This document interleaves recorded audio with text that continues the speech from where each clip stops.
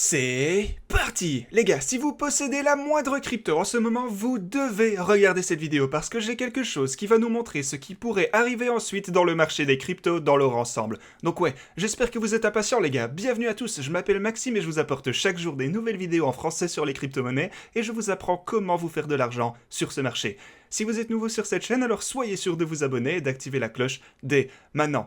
Donc, si vous voulez continuer à tenter votre chance pour gagner des cryptos gratuitement, alors tout ce que vous avez à faire est d'être abonné, avoir la cloche activée et regarder les vidéos pour répondre aux questions que je vous pose tous les jours. Ok, je pense qu'on peut s'accorder à dire que la journée d'hier était complètement folle, pas vrai? Donc maintenant, essayons un peu d'évaluer la situation. Du coup, voilà pour le Bitcoin, en ce moment sur le graphique de 4 heures. Et du coup, souvenez-vous de cette vidéo d'hier, quand je vous ai dit d'être prudent en ce qui concernait un potentiel trade. Parce qu'on était en approche de la ligne rouge, juste ici, à 42 000 $. Et du coup, on commençait à entrer dans cette boîte orange finale avant le niveau vital de 42 000 $. Et en fait, vous pouvez voir qu'on s'en est approché une première fois sur la chandelle de 4 heures. Juste ici, on s'est fait rejeter, on s'en est approché une deuxième fois, on a vu un rejet encore plus violent. Donc voilà bien sûr quelque chose pour lequel on était préparé. Et vous voyez, la structure générale du marché sur le plus long terme reste inchangée les gars. Tout ce qui se passe entre ces lignes rouges, vous le savez, c'est juste du bruit. Si on veut pouvoir assister à un changement de tendance sur le long terme, eh bien une seule chose à faire. Percer le niveau de résistance à 42 000 $. Et pas seulement ça, je vais également vous montrer quelque chose d'autre. Donc sur le court terme, on a déjà eu notre changement de tendance qui nous a conduit à la grosse poussée qu'on a vue vers 42 000 $. Donc ça c'est cool, mais maintenant on a besoin de voir ce changement de tendance sur le long terme également. Et les gars, n'oubliez pas, ça peut prendre un sacré moment, donc pas d'impatience. Je n'anticipe pas qu'on puisse remonter tout droit ici, même si, bien sûr, le Bitcoin étant ce qu'il est, évidemment, ça pourrait arriver. Mais voilà le truc, tant qu'on ne perce pas le niveau de 42 000 $, n'importe quoi pourrait se passer ici. On pourrait monter, on pourrait aller sur le côté, on pourrait faire un truc dans le style et juste, simplement constamment rester dans ces environs. Et tant qu'on ne casse pas le niveau de 42 000 $, ça restera une possibilité bien réelle. Mais quoi qu'il en soit, on va bien finir par passer au-delà parce que c'est le Bitcoin et le Bitcoin va finir par écraser ces niveaux les uns après les autres à un moment donné. Mais cette fois, hier, on n'était pas prêt. On n'était pas prêt, mais on sera prêt dans le futur. Et c'est aussi pour ça que je voulais vous donner cet avertissement hier quand on s'approchait de ça, parce que j'ai vu que beaucoup de gens sont redevenus super optimistes en un rien de temps. Et je suppose qu'ils ne faisaient pas attention à ces niveaux ici à 42 000 $, et ils s'attendaient certainement à ce qu'on passe à travers tout ceci, comme dans du beurre. Mais non, c'est bien une résistance importante. Et donc, où est-ce que ce rallye s'est terminé? Sur le graphique de 4 heures, bien sûr, on est au-dessus de toutes nos moyennes mobiles, elles sont tout en bas juste ici, donc ça, c'est tout bon. Mais sur l'intervalle journalier, les choses ressemblent plutôt à ceci. Et vous pouvez voir que sur le graphique journalier, on s'est propulsé en plein sur la moyenne mobile de 100 jours, et ceci a rejeté le Bitcoin. En fait, c'est plutôt intéressant à voir parce que j'ai un fractal que je voudrais vous montrer très bientôt, mais soyez juste attentifs à ceci tant que maintenant. On s'est fait rejeter par la moyenne mobile de 100 jours, et aussi, ça se trouvait à l'intérieur de ma boîte orange, donc bien sûr, ça allait être une résistance encore plus forte.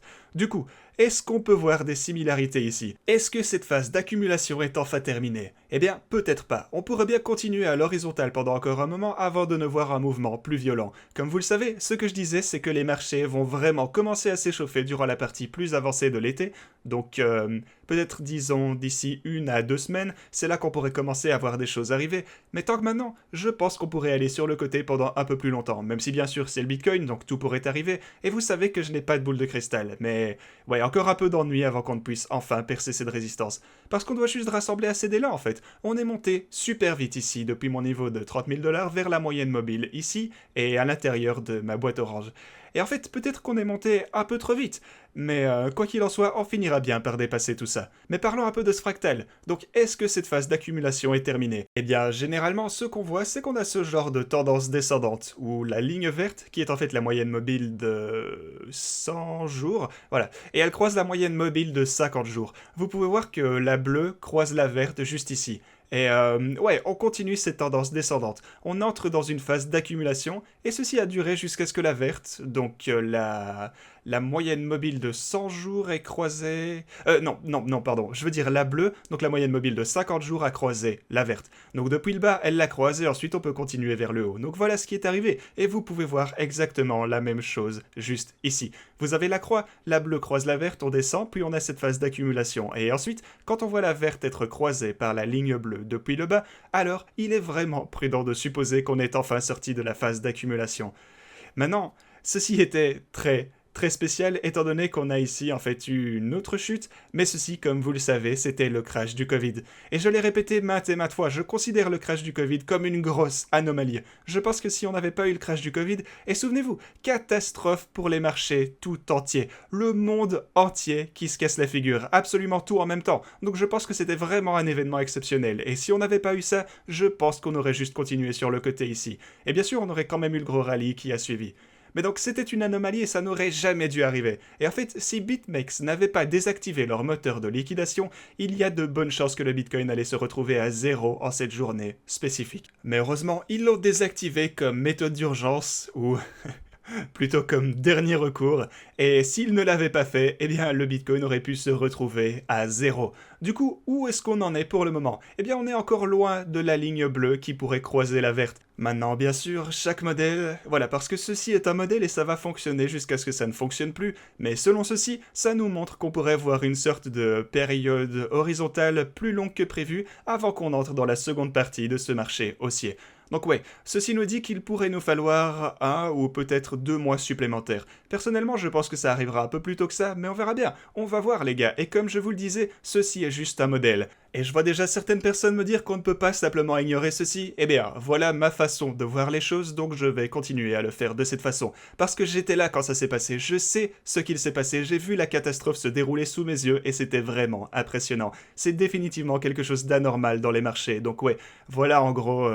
Eh ben, je vais juste... Parce que le marché avait l'air super bullish jusque-là, et puis on a vu cet énorme crash planétaire arriver qui a emporté le Bitcoin avec lui, donc définitivement anormal.